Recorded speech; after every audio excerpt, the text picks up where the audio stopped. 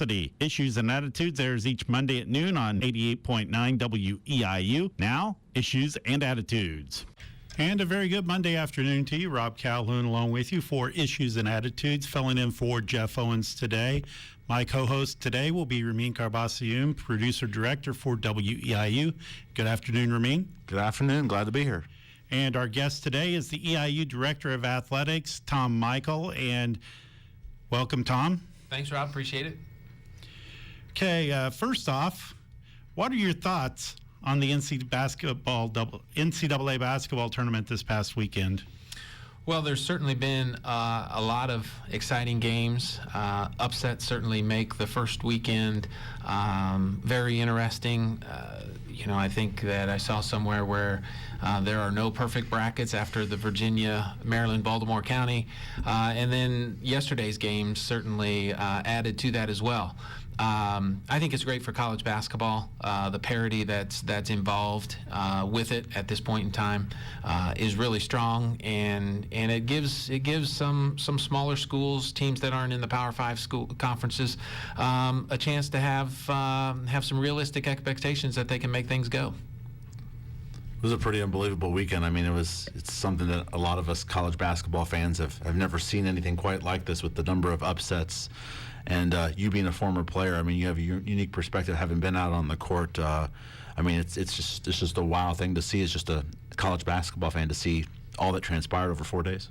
Yeah, it is, and I had the opportunity to play in 2 tournaments, and it's a great feeling to be there. It's a great feeling to win game, compete at the next round, but it's challenging too. And you think about Syracuse has a play-in game as an 11 seed. They win that over UCLA, and they win the next two games with that great 2-3 zone. And I mean, that's an example of just going in and really shutting Michigan State down, and Xavier gets beat, Cincinnati gets beat. I mean, it's just a lot of upsets that certainly make it entertaining for basketball fans. The EIU basketball teams obviously are not playing in any postseason tournaments this season, but your thoughts on the recent seasons for both Jay Spoonhour's men's team and Matt Ballant's women's team? Yeah, I think that first for the men's team, it was good to get back in the conference tournament, and I think that Jay would be the first one to tell you that our goals aren't just to make it to the OVC conference tournament each year. We want to be able to go in there and have an opportunity to compete, and if you can avoid playing in that first day, that means you're one of the top 4 seeds, and it's really, really difficult, although Austin Peay did it a couple years ago, to win 4 games in 4 days. But certainly our goals are higher than that. And but we've had some injuries, and I think that it's not an excuse. It just made it challenging, and we had to kind of change the style of play that we had throughout the year to where we really wanted to do some things on the floor in a certain way. And when you lose the point guards, it forces you to do some things differently.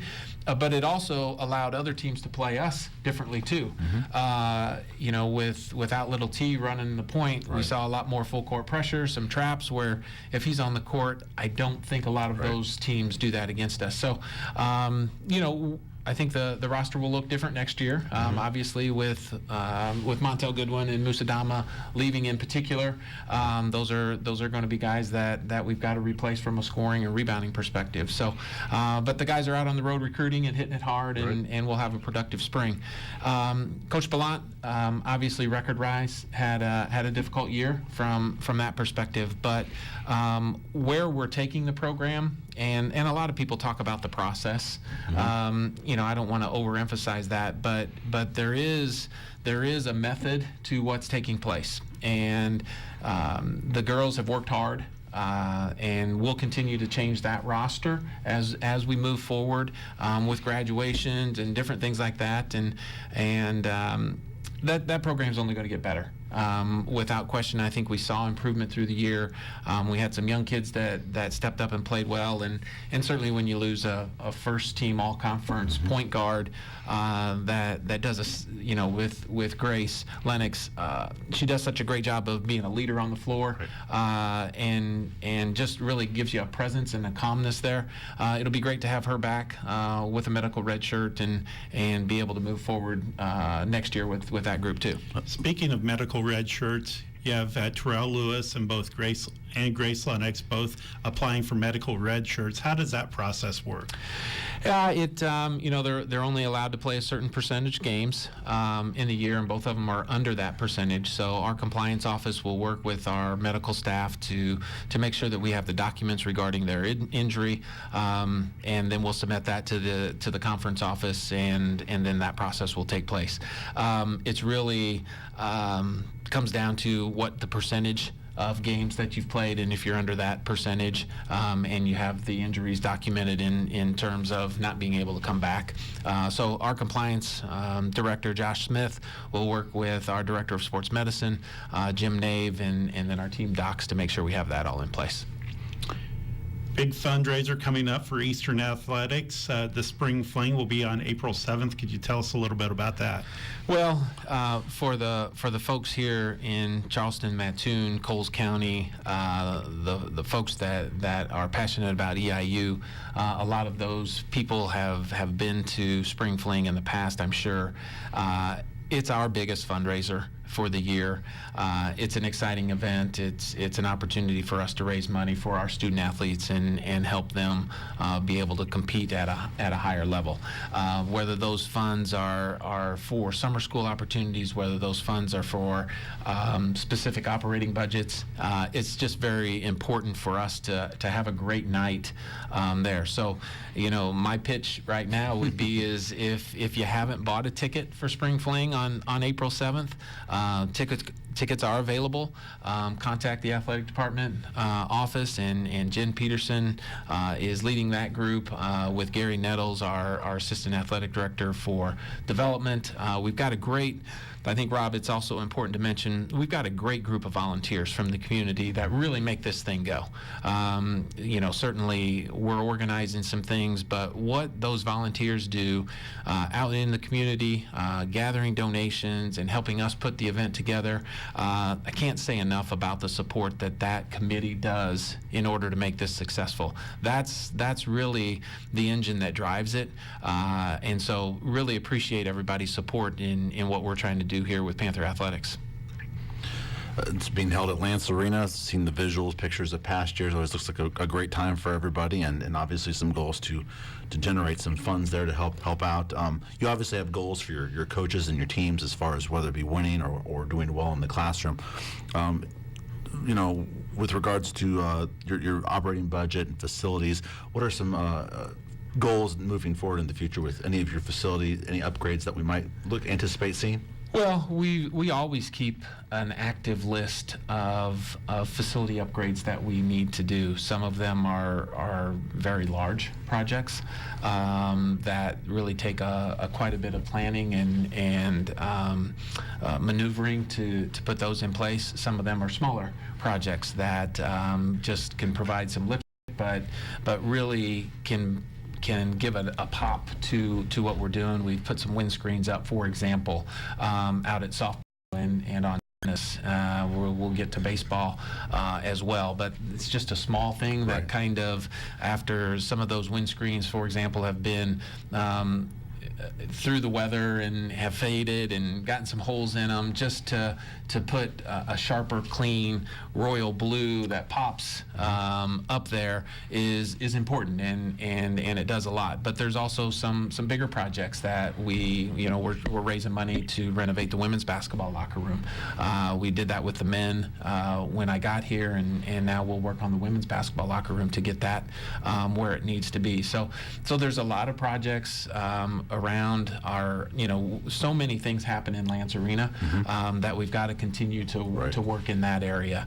Our weight rooms need some upgrading as well. So like I said, we've got a pretty full list of things that need to work on. Now what we need to do is prioritize, make sure that we find folks that have a real interest in what we're doing, and making sure that they feel comfortable investing in our product. And our product is making sure that we bring quality students to Eastern Illinois University, put them in a position to be as successful as they can possibly be in the classroom. They represent themselves, their teams, and the institution in a first-class manner, and they graduate here with that degree in hand and are prepared to be successful in the real world. And that's the message that we're talking about, and I hope that people see that what we've done over the last 3.5 years is really trying to make sure that we're financially responsible as best we can, that we're bringing quality students to campus, and that we're putting them in a position to be successful, and that's what we want our student athletes to recognize and realize as well, but also for our folks around the community. I think I'd like to point out maybe that we've transitioned, kind of for basketball to the spring sports here, and I don't know if folks have been paying attention to the baseball teams and softball teams. Baseball got going with conference play, but I know softball just wrapped up their non-conference schedule. I didn't realize they had 20-some wins. Kim Schutte is back after a couple years there at Purdue, and what a great start for softball. No, it's really unbelievable if you think about what they've been able to do, and if you look at it from January until softball started a couple weeks earlier than baseball did, but both of our sports there just get no time outside, and it may have been 5 days, that they were able to go out on the turf and maybe throw a ball around a little bit and try to catch a fly ball in the natural sunlight as opposed to the field house. And the field house is a great opportunity for us, but there's nothing like getting outside. But for softball to start the season, I think they're 20-8 right now, is a great start, and they'll start conference play here this weekend, I think, in Nashville with Belmont and Tennessee State, and look forward to having a successful season for them. You mentioned Coach Schutte, and her coming back has been a great upgrade, a great lift for our program, for our department. She's won at a high level. She's won a lot of games.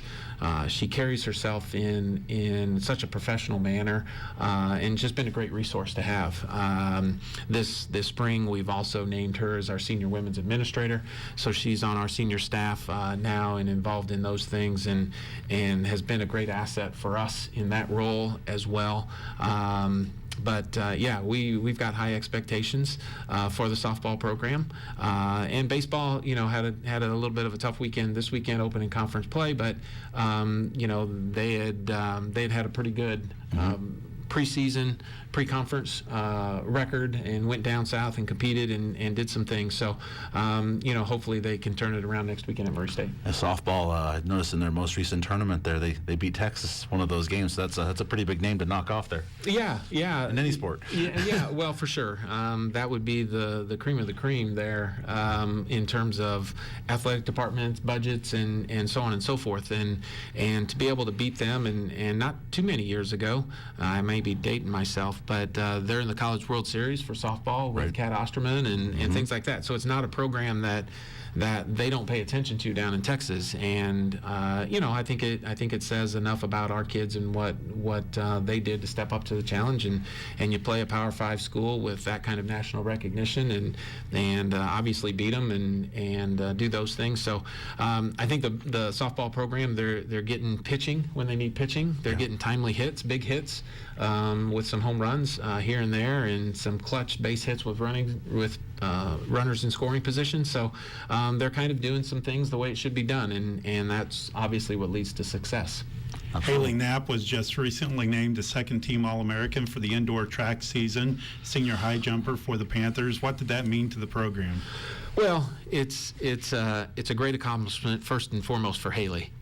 She's an unbelievable kid that's extremely dedicated to her profession.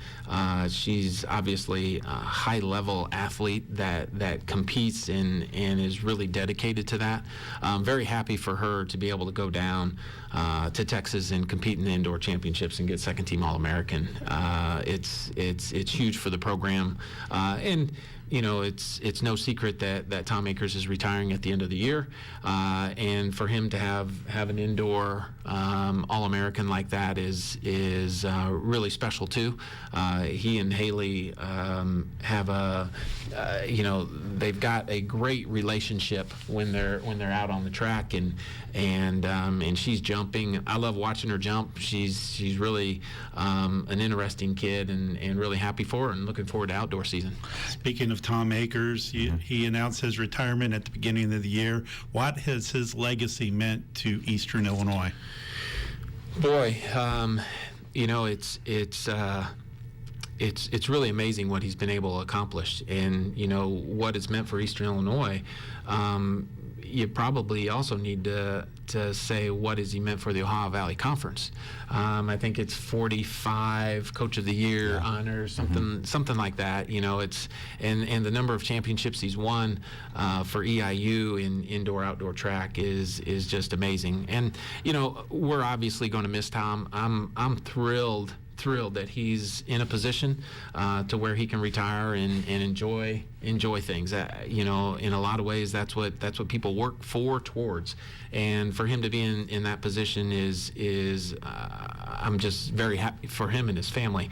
Tough shoes to fill for sure that we're going to have to do. I suspect that Tom will still be around a bit, and we haven't seen the last of Tom. He's not going to just walk away from what he's put into this program, and so. But Tom's a great man, and does an unbelievable job of putting his kids in a position to be successful. He puts them in a position to compete and really do good things, and that's in the classroom and obviously on the track. But he's growing young people in his program for them to be successful when they leave. We don't have enough time in one show, let alone two shows, the number of great track and field athletes that whether he was director of the track and field program or even before then and back to the 80s, he has recruited some of the greats as far as EIU track and field athletes. No question.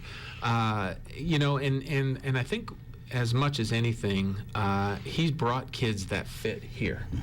And I think sometimes that can get lost in the success of programs, individuals, both coaches and student athletes. But he's really found kids that fit Eastern Illinois, that fit Charleston, that fit our level, that understand, we don't have the greatest of everything, but boy, you're going to get pushed every day to be great. And he finds kids that want to compete. And he's really, the successful programs, the successful coaches figure out what the philosophy is for their program, and they stick to that. And they don't differentiate, and whichever direction the wind blows, they don't change with all of those things. And that's what Tom has done. There's a lot of different ways to put a successful track program together. Philosophically, I believe in the way he has done it, and it's certainly equated for a lot of success here at Eastern Illinois.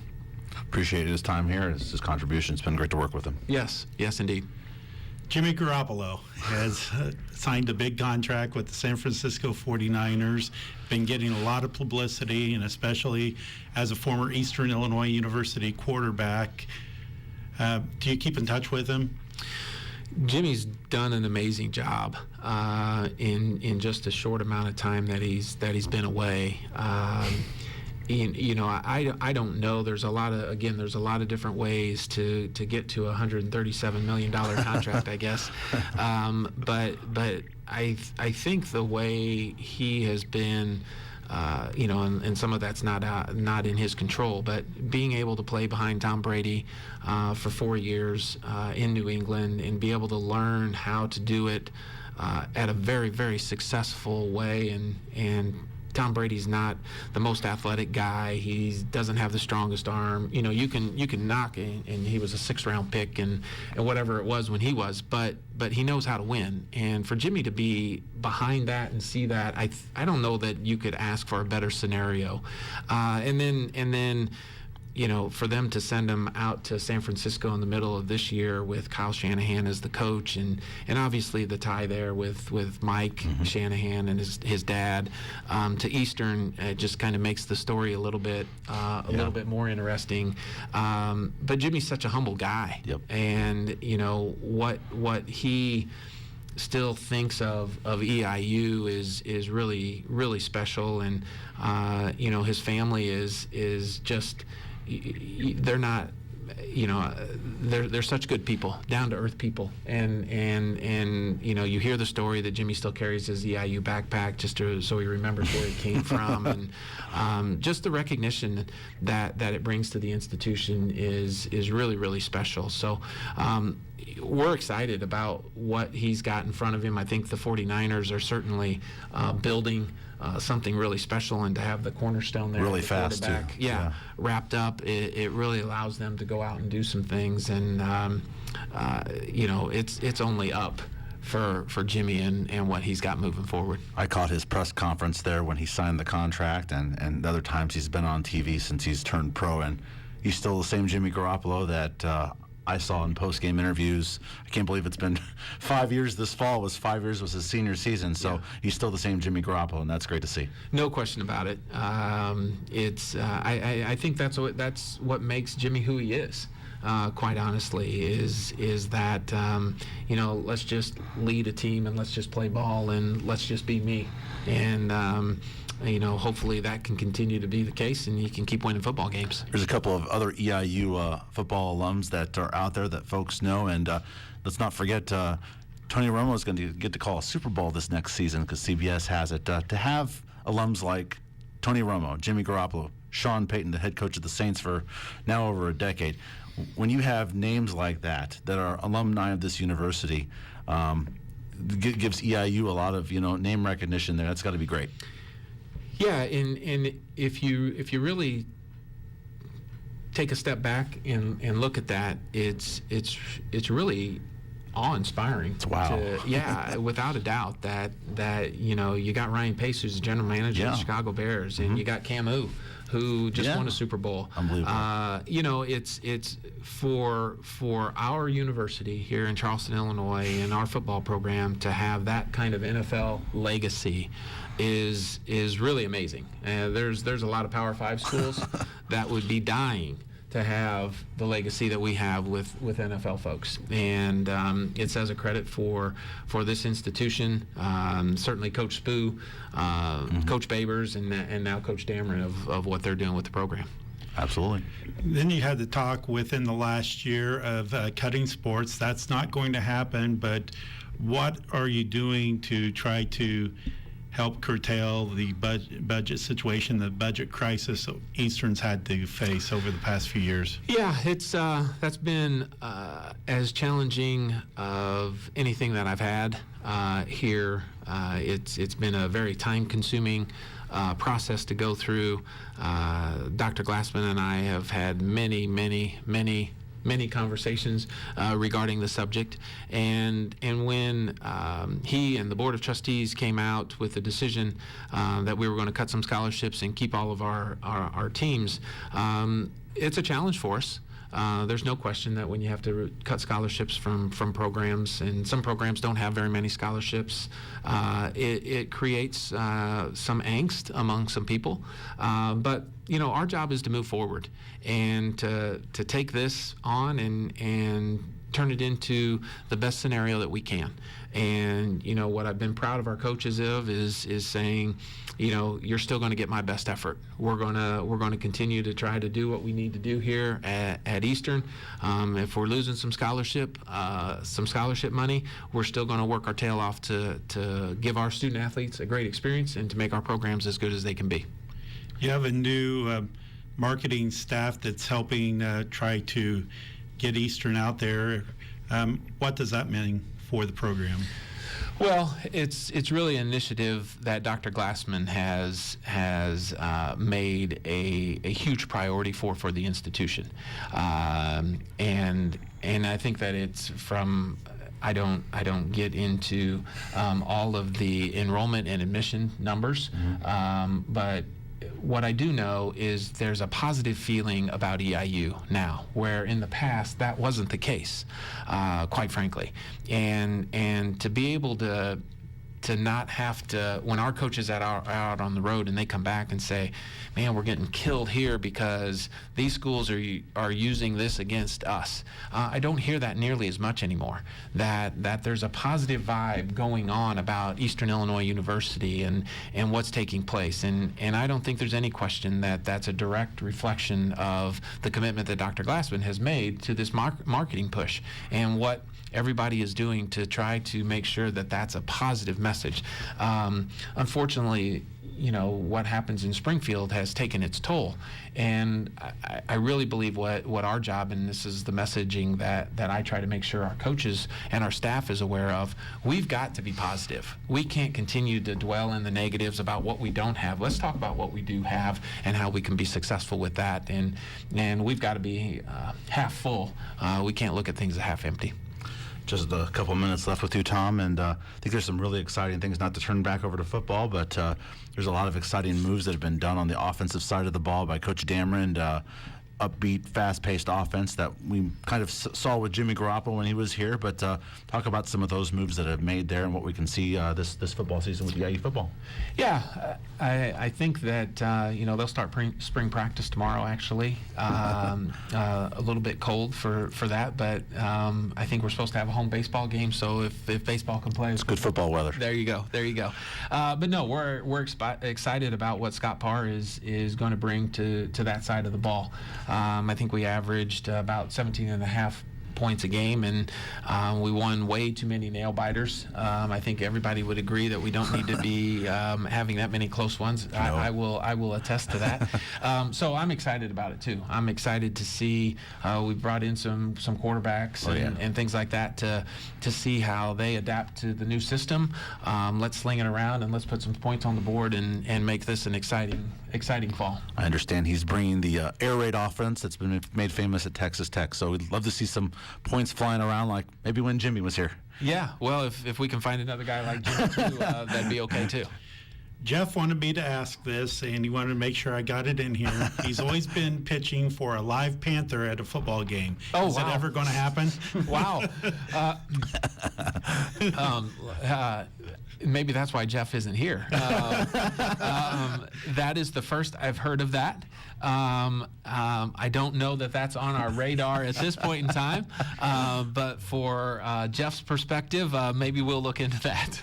Anything else you want to get in before we close? No, I appreciate you all ask me to be on, and most importantly, the support that our community gives is really appreciated by our coaches, our staff, our student athletes, and we're going to continue to work hard to represent this institution in a first-class manner, and hopefully continue to get more and more folks out at our games and our events. And remember, Spring Flings, April 7th. Tickets still on sale.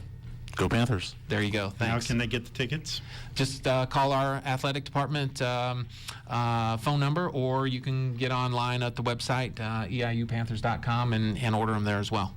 Tom Michael, thanks for joining us, the EIU Director of Athletics.